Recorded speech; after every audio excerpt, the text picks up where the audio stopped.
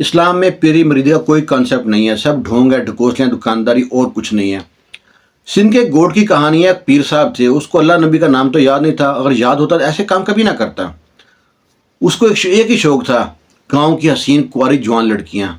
جو اس کے ماننے والے تھے نا مریدین، وہ ہاتھ باندھے اس کے سامنے کھڑے رہتے تھے اس کے سامنے، اور پیر صاحب کی پگڑی جاتی تھی ہر جمعرات کو کسی حسین کنواری لڑکی کے گھر پہ۔ اس کے باپ کو پگڑی پیش کرتے تھے، اس کا باپ وہ پگڑی کو چومتا تھا، آنکھوں سے لگاتا تھا، اور اپنی جوان حسین لڑکی کو ایک ہفتے کے لیے پیر کی دلہن بنا کے بھیج دیتا تھا۔ کہانی شروع ہوتی ہے حکیم صاحب سے۔ اسی گاؤں میں، اسی گوٹ میں حکیم صاحب تھے، بڑی شفا بخشی تھی اللہ نے اس کے ہاتھ میں۔ حکیم صاحب کی بس اتنی شفا تھی کہ کسی بے اولاد کو دوائی دی ہے تو اس کو اولاد ہو جاتی تھی، کوئی مرض ہے، کسی کو بیماری ہے تو دوائی دیا تو ٹھیک ہو جاتا تھا، بڑی شفا بخشی تھی اللہ نے۔ لیکن اللہ نے اس کو اولاد سے نوازا نہیں تھا، اس کے اپنے گھر میں اولاد نہیں تھی۔ حکیم کی بیوی حکیم سے کہتی ہے، اللہ کے بندے 8 سال ہو گیا ہماری شادی کو، مجھ سے تو کوئی اولاد نہیں ہوئی، تم اور شادی کر لو، تمہارا بھی دل کر رہا ہے تمہارا وارث ہو، تمہارے آنگن میں بچے کھیلیں۔ حکیم کہتا ہے صبر کرو، اللہ میرے لیے کچھ بہتر کرے گا۔ اتنی دیر میں اس کو پیغام آتا ہے، جو وڈیرا ہے سائیں اس کے گھر سے، اس کا بیٹا بیمار ہے۔ وہاں پہنچتا ہے تو دیکھتا ہے اس کے منہ سے جھاگ نکل رہی ہے، کسی نے زہریلے جانور نے کاٹ لیا اس کو۔ کہتا ہے اس کو زمین پہ لٹا دو، اس کے پاؤں پانی میں کر دو، سر پہ پانی کی ٹکور کرو، یہ جو اس کی ایک بوٹی جنگل میں ملتی ہے، میں جاتا ہوں جنگل سے بوٹی لے کے آتا ہوں، اور یہ بہت مشکل ہے، اگر بوٹی نہ ملی تو بچے گا نہیں۔ وہ جناب حکیم جاتا ہے جنگل میں، اسی وقت نکل جاتا ہے جنگل میں، بوٹیاں ڈھونڈ رہا ہوتا ہے، تو بوٹیاں توڑتے اس کو ایک بچے کی آواز آتی ہے۔ حکیم سوچتا ہے جنگل بیابان ہے، یہاں سے بچے کی آواز کہاں سے آئے گی، میرا وہم ہے، میرے پاس بچے نہیں ہے نا، تو مجھے بچوں کا خیال آتا رہتا ہے، وہ سنی انسنی کر دیتا ہے۔ پھر اس کو تھوڑی دیر بعد بچے کی آواز آتی ہے، پھر سوچتا ہے یہ ویران جگہ ہے، جنگل بیابان ہے، شاید شیطانی روح ہوگی، شیطان تنگ کر رہا ہوگا۔ وہ بوٹیاں توڑ کے جانے لگتا ہے نا اس کو، پھر اس کو آواز آتی ہے جنگل میں، بچے کی آواز۔ حکیم کہتا ہے لے تو بچہ ہی ہوگا، یہاں پہ ڈھونڈتا ہے تو دیکھتا ہے گڑھے کے اندر نا مٹکا ہوتا ہے، ٹوٹا ہوا مٹکا ہوتا ہے، اس کے اندر بچہ ہے۔ بچے کی عمر بہت ہوگی، 1 یا 2 دن ہوگی۔ حکیم اس کو دیکھتا ہے تو بٹی ہوتی ہے، لڑکی ہوتی ہے۔ حکیم سوچتا ہے یا تو کسی کو بیٹیاں پسند نہیں ہیں، اس نے جنگل میں لا کے پھینک دیا ہے، تو یا پھر جو ہے نا کسی نے پاپ کیا ہے اپنا، وہ چھپانے کے لیے جنگل میں پھینک دیا ہے۔ حکیم جو بھی ہے نا کہتا شکر اللہ کا، میں تو بے اولاد تھا، اللہ تعالیٰ نے مجھ کو نواز دیا اولاد نے، میں بڑا خوش ہوں، اللہ نے مجھ کو اولاد سے نواز دیا۔ اور بچی کو لیتا ہے، گھر جاتا ہے، اپنی بیوی کی جھولی میں ڈالتا ہے۔ بیوی ہکا پکا حیران پریشان، یہ بچی کہاں سے آ گئی؟ حکیم بتاتا، سارا ماجرا بتاتا ہے اس کو۔ بیوی بڑی خوش ہوتی ہے، بچی بہت پیاری بہت خوبصورت ہوتی ہے۔ حکیم کی بیوی اس کا نام رکھتا ہے نوراں، لو جی، اور وہ دوائی بنا کے پہنچتا ہے وڈیرے کے سائیں کے گھر میں، اس کے بیٹے کو دوائی پلاتا ہے، بچہ وہ ٹھیک ہو جاتا ہے۔ وہ 5-6 دن بعد حکیم کو بلاتا ہے، کہتا ہے میں بالکل تندرست ہو گیا ہوں، تمہارے لیے ایک نئی بھینس دے کے آیا ہوں میں، یہ تمہیں ایک تحفے کے طور پہ، تمہیں میرا علاج کیا۔ حکیم کہتا ہے مجھے کوئی تحفہ نہیں چاہیے، مجھے اس سے بڑا تحفہ مل چکا ہے۔ وہ کہتا ہے کیا تحفہ مل چکا ہے، اس سے بڑا تحفہ کیا ملا تم کو؟ حکیم کہتا ہے میں بے اولاد تھا، میرے اولاد نہیں تھی، میں بڑا پریشان رہتا تھا، جب بوٹی توڑنے گیا ہوں بچے کی آواز آئی تو دیکھا بچہ وہاں پہ، میں بچہ لا کے اپنے گھر دے دیا، بیٹی تھی۔ وہ جو آدمی سن رہا تھا نا وہ ایک دم پریشان ہو جاتا ہے، جیسے اس کچھ پتہ ہے اس کو، وہ کچھ نہیں بولتا، کہتا ٹھیک ہے شکر ہے، تمہیں اللہ نے بیٹی عطا کر دی۔ حکیم وہاں سے آ جاتا ہے۔ کچھ دن بعد ہی اس گاؤں میں جو ہے نا، وہ گاؤں تھا دریا کے کنارے پہ، سیلاب آتا ہے، اس حکیم کا بھی گھر اور بہت سے گھر جو نا پانی کی نظر ہو جاتے ہیں۔ حکیم صاحب کیا کرتے ہیں، بوریاں بستر سنبھالتے ہیں، اپنا بیوی بچوں کو لیتے ہیں، کسی اور گوٹ میں چلے جاتے ہیں۔ حکیم کی بہت مشہوری تھی، 20 گاؤں تک مشہوری تھا حکیم۔ تو ایک اور گاؤں میں گوٹ میں جاتا ہے تو گوٹ کے لوگ بڑے خوش ہوتے ہیں کہ حکیم ہمارے گاؤں میں آ گیا، اب ہم کو دوا دارو کے لیے کہیں اور نہیں جانا پڑے گا، اتنا مشہور حکیم ہے ہمارے پاس آ گیا۔ حکیم بھی بڑا خوش ہوتا ہے کہ لوگوں نے اس کی بڑی خدمت کی ہے، بڑا ویلکم کیا، اچھا ویلکم کیا۔ حکیم بازار میں کھڑا ہوتا ہے، دیکھتا ہے ایک چارپائی پہ ایک لڑکی کو باندھا ہوا ہے، لڑکی لے کے جا رہے ہیں، لڑکی چلا رہی مجھ کو نہیں جانا، مجھے چھوڑ دو، وہ گندا آدمی ہے، اور اس کے پیچھے ڈھول ڈھمکا بجتا جا رہا ہے۔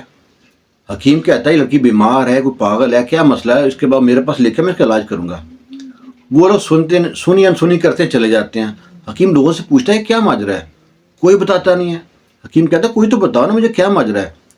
ایک بوڑھا شخص ہوتا ہے، وہ کہتا ہے ادھر آؤ، تم اس گاؤں میں نئے ہو، تمہیں اس کا پتہ نہیں ہے، اور ذکر بھی مت کرنا کسی سے کہ میں نے تم کو بتایا، بہت راز کی بات ہے۔ کہتا کیا راز کی بات ہے؟ کہتا یس گاؤں میں ایک پیر صاحب ہیں، سب اس کو اپنا توبہ نعوذ باللہ ایسے مانتے ہیں خدا ہو۔ اس کو ہر جمعرات کو ایک لڑکی چاہیے ہوتی ہے، اور وہ ایک پگڑی ہوتی ہے، وہ پگڑی ایک ٹرے میں رکھ کے جو لڑکی جوان ہوتی ہے کسی گھر میں اس گھر بھیجتا ہے، اور اس کے ساتھ بینڈ باجے والے بجاتے جاتے ہیں، اور ایک چارپائی کی کھٹولا ہوتا ہے، رنگین کھٹولا، اس پہ اس لڑکی کو بٹھاتے ہیں اور لے کے آتے ہیں۔ وہ پگڑی دیتے ہیں لڑکی کے باپ کو، لڑکی کا باپ جو ہوتا ہے اس پگڑی کو چومتا ہے، آنکھوں سے لگاتا ہے اور شکر ادا کرتا ہے کہ ہماری باری آئی، حکیم پیر صاحب نے ہماری بیٹی کو چن لیا۔ وہ کہتے ہیں ایسے کیسے لوگ ہو سکتے ہیں؟ کہتے ہیں عقیدہ ان لوگوں کا یہاں پہ رواج چل رہا ہے بہت دیر سے ہے، اور وہ یہ لڑکی کو لے کے جا رہے ہیں، وہ لڑکی اگر مانے یا نہ مانے اس کو لے جاتے ہیں، اس کی باری آ گئی۔ اب کوئی جو نہیں مانے گی اس کو رسیوں سے باندھ کے چرپائی سے باندھ دیتے ہیں۔ پیر کے لیے وہ ایک ہفتے کی دلہن بنتی ہے۔ وہ حکیم بڑا پریشان ہوتا ہے کہ ایسا کیسا گاؤں ہے یہ؟ کہتا ہے یہاں پولیس نہیں ہے؟ کہتا ہے پولیس بھی اس کے انڈر ہے، اور وہ آگے سے اس کا بزنس چلتا ہے، یہ عورتوں کا، سب ڈرتے ہیں اس سے، گنڈے ہیں اس کے ساتھ۔ اور سب سے بڑی بات ہے گاؤں کے جو بیوقوف لوگ ہیں وہ اس کو اپنا خدا مانتے، توبہ نعوذ باللہ، ایسا گندا پیر ہے یہ۔ وہ بڑا پریشان ہوتا ہے، آ کے اپنی حکیم اپنی بیوی کو بتاتا ہے کہ دیکھو بھائی بھلی مانس دیکھو کہ کیا ہو رہا ہے گاؤں میں۔ وہ کہتی ہے چھوڑو پرے، ہمیں اس سے کیا، اپنے کام سے کام رکھو تم، ہم بھی اکثر یہی کرتے ہیں، ہمیں اس سے کیا، اس پرائی آ گیا نا، پرائی میں کیوں جھوکے ہم۔ کرتے کرتے حکیم کی بیٹی بھی جوان ہو جاتی ہے، وقت گزرتا رہتا ہے، اور سائیں کے ڈیرے پہ سالانہ میلہ لگتا تھا جس پہ گاؤں کی ہر جوان اور بوڑھی ہر عورت کو لازمی جانا ہے، اور پیر صاحب کے پاؤں کو ہاتھ لگانے اور چومنا ہے۔ اور اس کے گھر پیغام پہنچتا ہے حکیم کے گھر بھی کہ سالانہ میلہ ہے، آپ لوگوں نے آنا ہے سب نے۔ حکیم کی جو بیٹی نورا ہوتی ہے نا، تھوڑی عقل والی ہوتی ہے، تھوڑی سمجھدار ہوتی ہے، تھوڑی پڑ جاتی ہے، وہ کہتی میں نہیں جاؤں گی۔ اس کی ماں کہتی بیٹا جانا تو پڑے گا ہی، ورنہ رہنے نہیں دیں گے گاؤں میں۔ حکیم بھی کہتا ہے بیٹا کوئی بات نہیں، اب بس وہاں پہ رکنا مت، وہاں پیر کے پاؤں کو ہاتھ لگا کے نکلنا۔ وہ لڑکی پہنچتی ہے، جب پیر کے پاؤں کو ہاتھ لگاتی ہے، پیر کا دھیان پڑتا ہے، کہتا ہے یہ انمول ہیرا کہاں رہ گیا تھا، میری نظروں میں نہیں آیا۔ وہ ہاتھ لگا جب آگے جاتی ہے، اپنے جو کہ چیلے چمچے کڑچے مرید ہوتے ہیں ان سے پوچھتا ہے یہ لڑکی کون ہے؟ وہ بتاتے ہیں یہ تو حکیم کی بیٹی ہے۔ کہتا ہے اچھا، اگلی بار جمعرات کو پگ اس کے گھر جائے گی۔ اس کو شکار مل گیا۔ اسے کسی نے بتا دیا تھا کہ جوان لڑکیوں کو استعمال کرو گے نا تم بوڑھے نہیں ہوگے کبھی بھی، ان کی زندگی برباد ہو جائے بے شک۔ لو جی اگلی جمعرات کو وہ پگ لے کے ڈھول ڈھمک کے ساتھ رنگین چارپائی پیچھے آ رہی ہے، آگے ڈھول بج رہا ہے، ایک دو آدمیوں نے ایک تھال میں پیر کی پگ لی ہوئی ہے، اور حکیم کے دروازے پہنچ گئے، دروازہ بجایا، نورا نے دروازہ کھولا۔ نورا کہتی ہے بولو کیا بات ہے، یہ پیر صاحب کی پگ ہے۔ تو کہتی میں کیا کروں، پگ ہے تو۔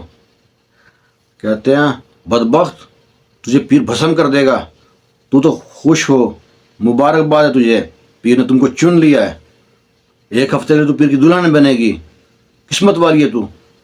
وہ شور شرابہ سن کے نا نورا کی ماں بھی آ جاتی ہے۔ وہ کہتی ہے کیا ہوا؟ وہ کہتی ہے ایسے ایسے پگ لے کے آئے پیر کی، اپنی بیٹی کو تیار کرو۔ وہ کہتی ہے کس بات کے لیے؟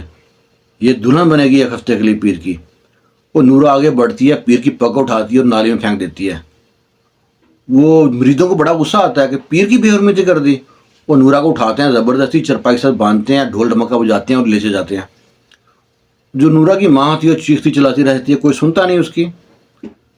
پیر صاحب تو جناب وہ حکیم صاحب تو جنگل میں بوٹیاں اکٹھی کرنے گئے تھے، یہاں اس کی بیٹی اٹھا کے لے گئے۔ اب نے اس کے مریدان نے لا کے نا نورا کو پیر کے بیڈ روم میں پھینکا ہے۔ پیر صاحب پہنچے ہیں، نورا کے چہرے پہ بال بکھرے ہوئے تھے، کوئی بال رائٹ لیفٹ کیے ہیں، چمکتا ہوا جب چہرہ سامنے آیا نا، کہتے ہیں نورا تو بڑی خوبصورت ہے، میں باقی جتنی گاؤں کی لڑکیاں ہیں ان کو ایک ہفتے کی دلہن رکھتا تھا، تجھے پورے مہینے کی دلہن بناؤں گا، خوشیاں منا، تو پیر کی مہینے کی دلہن رہے گی۔ نورا کو غصہ آتا ہے، تھوکتی ہے پیر کے منہ پہ۔ پیر صاحب وہیں چپٹ جاتے ہیں اس کے ساتھ، اس کے کپڑے پھاڑتے ہیں، اس کو چومنا چاٹنا شروع کر دیتے ہیں۔ اتنی دیر میں دروازے میں کوئی لات مارتا ہے، زور سے دروازہ کھل جاتا ہے۔ کوئی بوڑھا شخص اندر داخل ہوتا ہے، کہتا ہے کچھ تو شرم کر، ساری عمر تم نے اسی میں کاٹ دی، اپنے خون کو بھول گیا۔ وہ جو اندر داخل ہوتا ہے نا، وہ پیر کا بڑا بھائی ہوتا ہے، اور وہ وہی شخص ہوتا ہے جس کا علاج کیا ہوتا ہے حکیم نے۔ اب وہ کہتا ہے کیا مطلب، میرا خون کہاں سے آ گئی ہے؟ کہتا ہے تیرا اپنا خون ہے، تیری اپنی بیٹی ہے۔ کہتا ہے میری بیٹی کون؟ میں نے تو مروا دیا تھا اپنی بیوی کو اور بیٹی کو بھی۔ کہتا ہے بس جسے اللہ رکھے سے کون چکھے۔ میں بیمار ہوا، حکیم کو میں نے دوائی لینے بھیجا، حکیم جنگل میں گیا دوائی بوٹیاں ڈھونڈنے کے لیے، تو وہاں ٹوکری میں ایک گھڑے کے اندر تمہارا یہ بچی وہاں ملی اس کو، اور یہ لے کے آ گیا۔ تمہارے کرندے گئے، تمہاری بیوی کو تو مار دیا، لیکن بیٹی بچ گئی۔ اب پیر تو لوگوں کی بیٹیاں بھی استعمال کرتا تھا، اس کی بیوی بڑی ضد تھی کہ تم الٹے کام کرتے چھوڑ دو، تمہارے گھر میں بیٹی ہو تو کیا کرو گے؟ اللہ نے اس کو بیٹی عطا کر دی۔ اس نے کہا دونوں کو مار دو۔ وہ تو مارنے کے چکر میں جس کو رکھے سائیاں مار سکے نہ کوئی، بیوی کو تو مار دیا۔ اس کی بیوی نے مرتے ہوئے گڑے میں دیکھا، گڑے میں ایک مٹکا پڑا ہے ٹوٹا ہوا، وہ مٹکے میں رکھ کے گئے اوپر ڈھک دیا۔ قسمت جس اللہ رکھنا چاہے۔ حکیم وہاں پہنچا، حکیم کی نظر پڑی، حکیم گھر لے آیا۔ اب وہ پیر نے جب دیکھا کہ اپنی بیٹی کا جسم سے کھیل رہا ہے، کسی کو کسی وقت ہدایت مل سکتی ہے، ہدایت ملی یا عبرت کا نشان بننا تھا۔ پیر وہاں سے بھاگا اور سیدھا جا کے دریا میں چھلانگ لگا دی۔ دریا کے باہر پیر کی پگ اور جوتے رہ گئے۔ ایسے بہت سے ہزاروں لاکھوں پیر آپ کے ارد گرد گھوم رہے ہیں، جو عورتوں کی، ماں بہنوں کی بیٹی سے کھیلتے ہیں، اور بڑے ترلے سے لوگ ان کے پاؤں چومتے ہیں، قدم چومتے ہیں، ان کی آنکھ سامنے نہیں کھڑ چلتے، ان کے جناب برابر نہیں بیٹھتے۔